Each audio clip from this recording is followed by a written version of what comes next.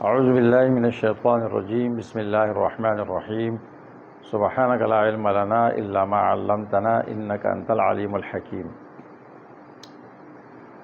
اگر آپ نحو کی کمزوری سے پریشان ہے تو آج ہی سے وہ پریشانی چھوڑ دے اور اپنے ذہن سے یہ بات نکال دے کہ نحو مشکل علم ہے، اور یہ بات اچھی طرح اپنے ذہن میں بٹھا دے کہ نحو انتہائی آسان علم ہے۔ اس کا جو بنیادی مقصد ہے، جس روز سے نحو کی ایجاد ہوئی ہے، تو بس وہ زبان کا درست کرنا اور لفظی غلطی سے اپنے آپ کو بچانا ہے۔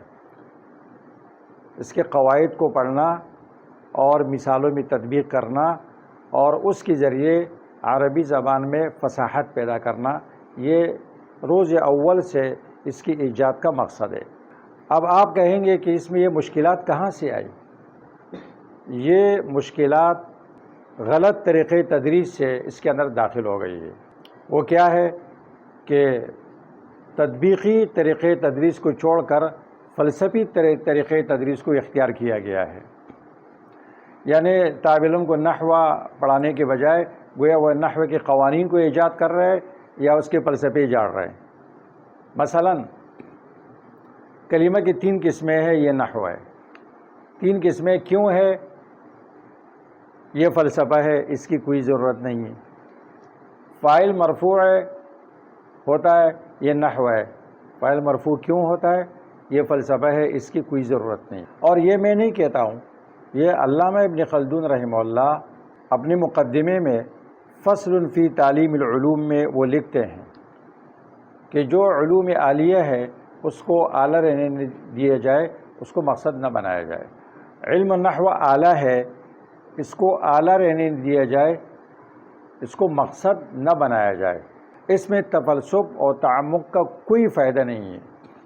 ایک طالب علم کو 1000 فلسفے معلوم ہے کہ فاعل مرفوع ہوتا ہے، لیکن وہ فاعل کو مرفوع نہیں پڑھتا ہے تو ان فلسفوں کا کوئی فائدہ اس کو حاصل نہیں ہے۔ اب طریقۂ تدریس کون سا بہتر ہے؟ کوئی طریقۂ تدریس منزل من السماء نہیں ہے اور حتمی نہیں ہے۔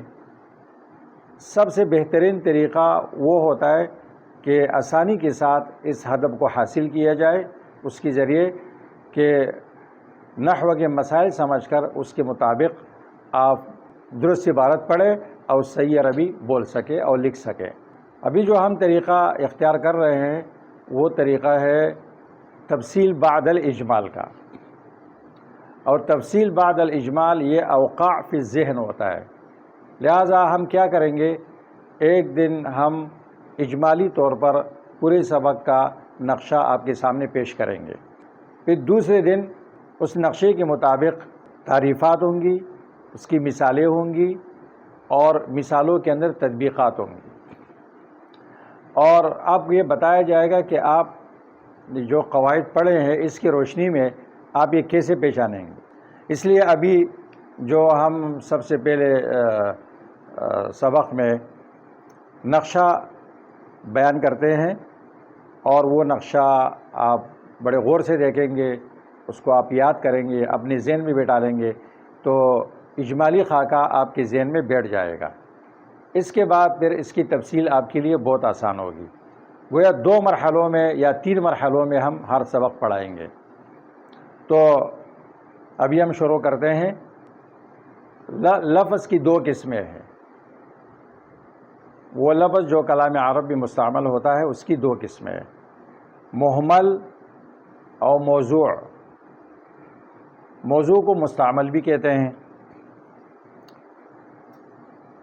لفظ مستعمل یا لفظ موضوع کی پھر 2 قسمیں ہیں، مفرد مرکب، اور اس مفرد کا دوسرا نام کلمہ ہے۔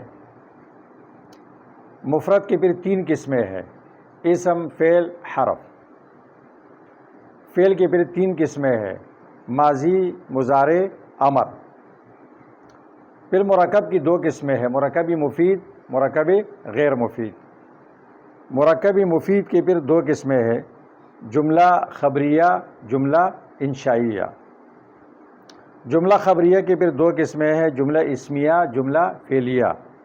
اور جملہ انشائیہ اس کی 10 قسمیں ہیں، امر، نہی، استفہام، تمنی، ترجی، عقود، ندا، عرض، قسم، تعجب۔ مرکب غیر مفید اس کی 5 قسمیں ہیں: مرکب اضافی، مرکب بنائی، مرکب منع صرف، مرکب توصیفی اور مرکب صوتی۔ یہ اجمالی خاکہ آپ کے سامنے پیش کیا گیا، اور اس کو آپ اپنے ذہن میں بٹھا لیں، اس کو یاد کریں، پھر آئندہ سبق میں پھر اس کی تعریفات ہوں گی، مثالوں میں اس کی تطبیق ہوگی اور اس کا اجرا کیا جائے گا انشاءاللہ۔